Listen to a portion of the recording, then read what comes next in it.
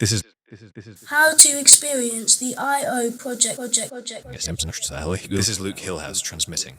Repeat. Static. Stand by for instructions regarding the I/O project. This guide explains how to move through the project, how to interact with its physical and digital elements, and how to understand the three main phases of the work.